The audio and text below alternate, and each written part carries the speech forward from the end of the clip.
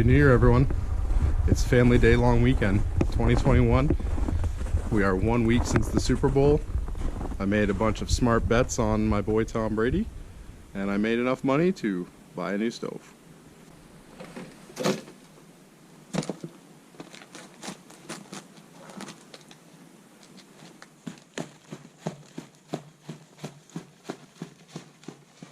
So the stove I purchased and the stove I'm going to burn in today is the KNI-CO Alaskan Junior Classic 2.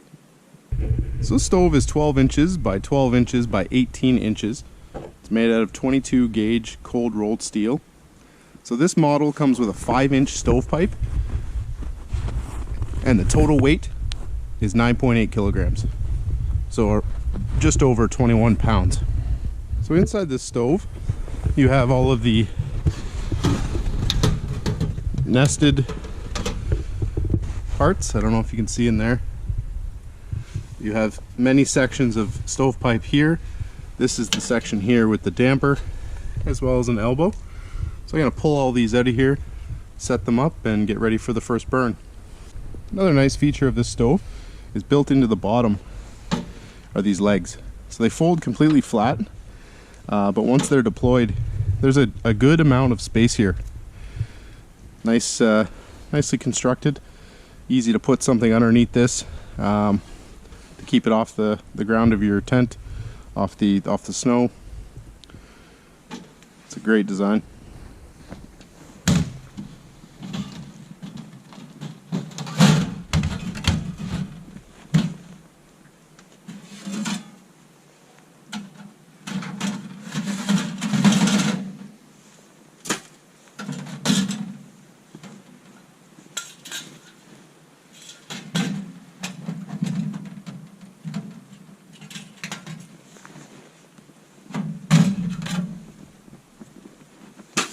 For this burn, I'm not really going to use the elbow.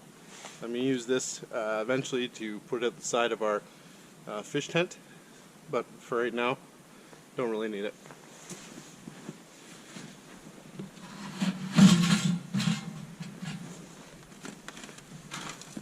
So all these pieces are nested inside each other.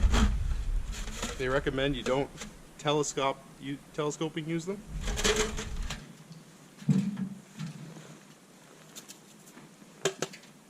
So this is a tapered pipe. So this one is the largest, and it gradually tapers up. I think it starts at 5 inches, and by the end I think it's closer to 4 inches.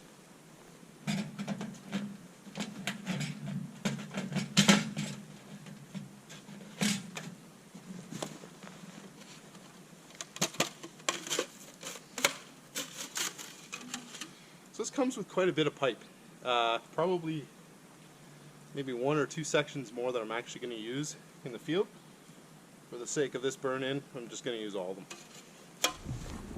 So I'm about 6 foot, almost 6'1", and you can tell this pipe already, without one section, is already well above my head.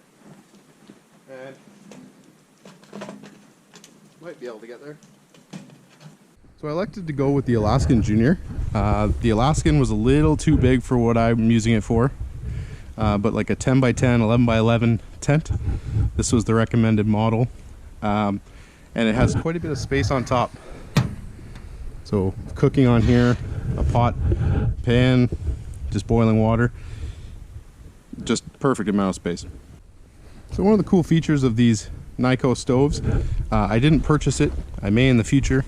But you can see here, there's these little flanges there and there. So you can put a table. The nice part about this table, once you take it off the side, you can then also nest it inside. On this side, same thing, and they make a water tank that you can hang off the side, fill it with water, keeps your water warm. The only downside of that is a little heavier, and it also does not nest inside, so you have to carry it as a separate piece.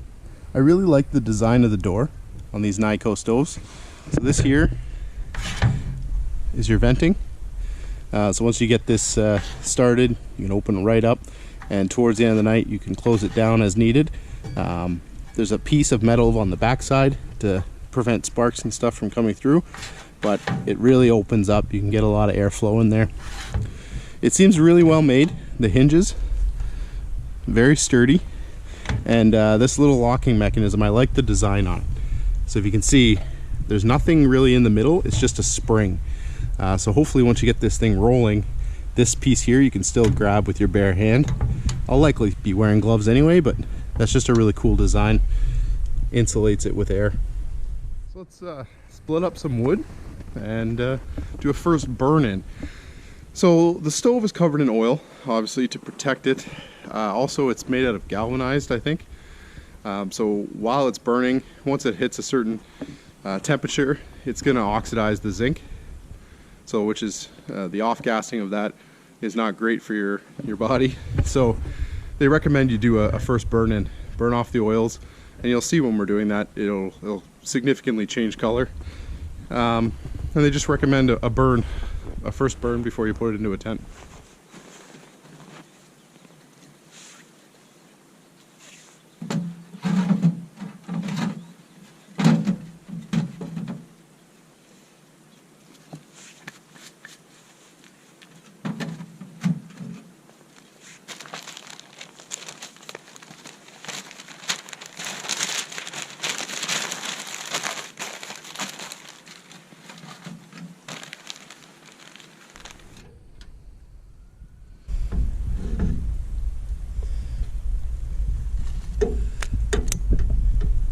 I'm really impressed. The draw up the stack. Once that flue's open, it's roaring. Just started. You can hear it really sucking in air and drawing. It's been going now for 3 or 4 minutes. You can see here, you can already see the discoloration. So it's just burning off the oils.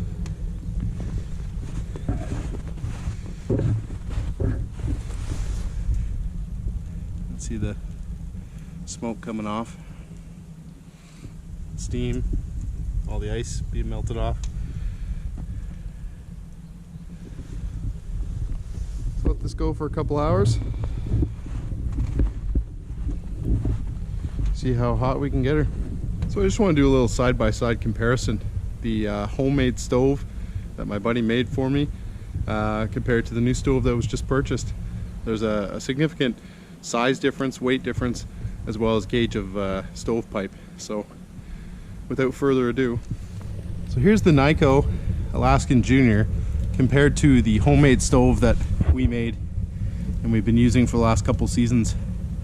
So you can tell, like, not only is this one taller and wider, but the length of the box is actually a good 3 or 4 inches bigger. So this is the stovepipe that we were using. Part of why we decided to go with purchasing a new stove. There was holes burned all the way through this one, but this is a 3-inch pipe. So, and it had a homemade damper which didn't work the greatest, but 3 inches compared to the new stove that's now 5. This one just did not draw enough to have clean burns all the time. It worked, but it wasn't ideal. So not only is the homemade stove heavier for the size of it, one of the problems we had was these air holes here, even when they're fully open, they just didn't draw enough. Similar to the pipe issue, you had to leave the door open quite a bit, and it just didn't burn as clean. So it worked really well. It was significantly cheaper than the stove that was purchased, but it wasn't as efficient in use. But it got us out in the woods in the wintertime, minus 26, no problem. So it's got a small piece of my heart for this one.